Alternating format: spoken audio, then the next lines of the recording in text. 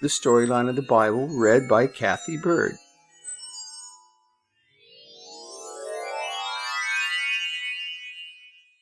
Joseph, the 11th son of Jacob, is sold to a merchant caravan by his jealous brothers and taken to Egypt.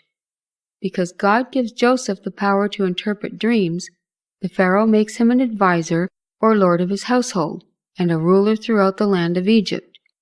The great famine that Joseph told the Pharaoh about comes over the land, but because Joseph has stored a great abundance of food, Egypt has more than enough. Jacob, who is living in the land of Canaan, sends his sons to Egypt to buy food. Joseph reveals himself to his brothers and has all his family brought to Egypt. More information can be found in Genesis, chapter 37 and 39 through chapter 50. Author's Note: I think you would really enjoy the full story of Joseph because it has so many twists and turns.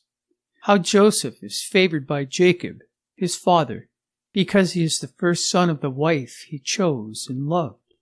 How Joseph's dreams cause his brothers to become jealous and sell him to merchants going to Egypt, and then tell Jacob that Joseph has been killed and eaten by a wild animal.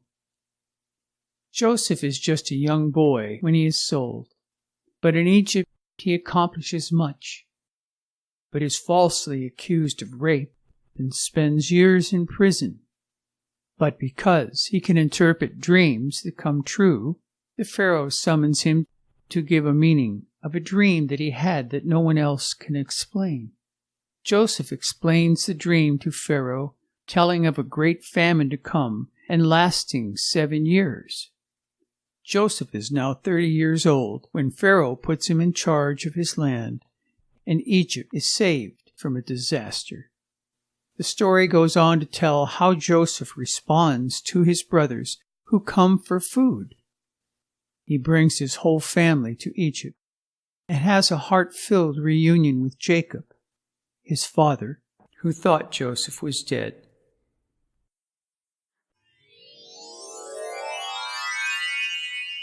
Moses. After the death of Joseph, a new Pharaoh comes into power who didn't know Joseph, but he is concerned about how fast the Jewish population is growing. Worried about the safety of his kingdom, he puts the Israelites into bondage and tries to control their population by putting to death their male newborn. Pharaoh's daughter finds the newborn baby, Moses, floating in a reed basket when she comes to the Nile River to bathe.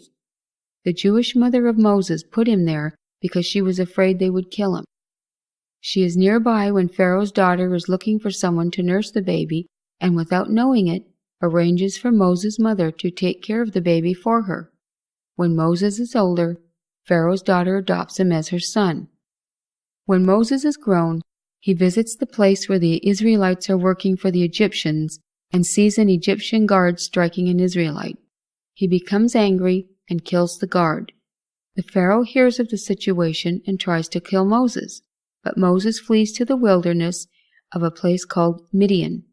Moses finds a home with a priest that has 7 daughters and marries one of his daughters named Zipporah, and she bears him a son named Gershom. Moses is taking care of a flock of sheep belonging to his father-in-law near the mountain of Horeb when he sees a bush that is burning but not being destroyed. God speaks to Moses from the bush and tells him that Pharaoh is dead, but a new Pharaoh is still holding the Israelites in bondage, and he has heard their cry for help. God tells Moses to go back to Egypt and tell the Pharaoh to free his people so that they may go to the land God has waiting for them. Then God tells Moses that he must lead the Israelites out of Egypt to the promised land.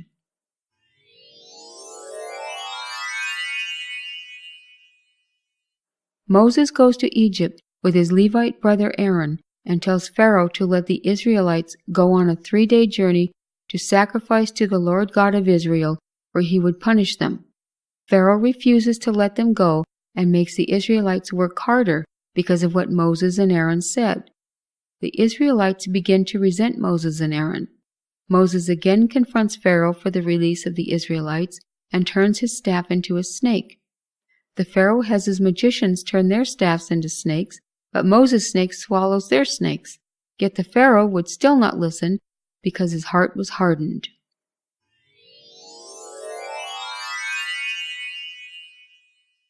Then God brings 10 plagues upon the Pharaoh and Egypt, using Moses and Aaron to give Pharaoh the opportunity to let the Israelites leave Egypt after each plague.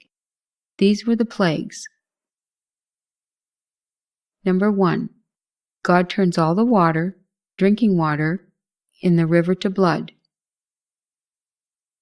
2. God sends a plague of frogs to swarm over the territory.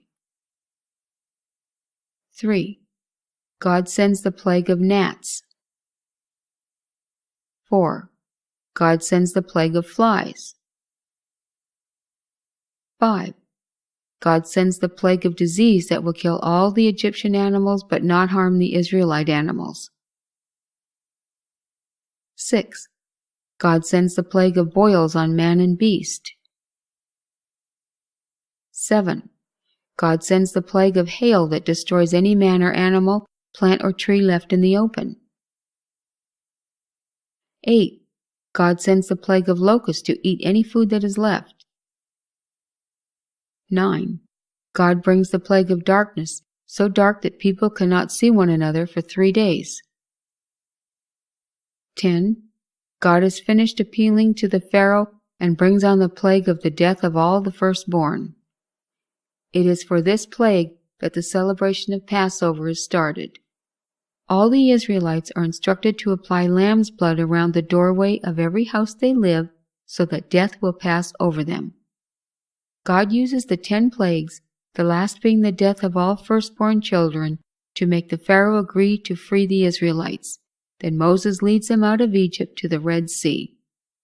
Pharaoh's heart is again hardened, and in one last effort to kill the Israelites, he leads his armies out to the Red Sea. God opens up the Red Sea and makes a path for the Israelites to cross over. Pharaoh sends his army to pursue the Israelites. God closes the sea, and Pharaoh's army drowns. More information can be found in the book of Exodus, chapter 1 through chapter 19.